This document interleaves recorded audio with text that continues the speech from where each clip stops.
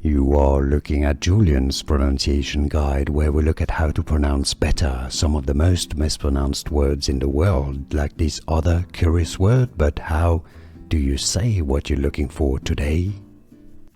Let's learn how to pronounce this word once and for all correctly in French, and how you can easily say in English as well. If you want to learn more vocabulary, stay tuned. So now this in French means news.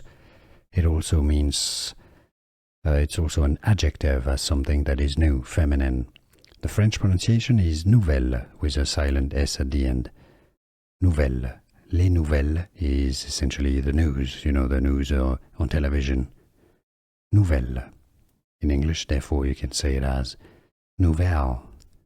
Some may pronounce it in English as nouvelles as well, but in French the S is silent.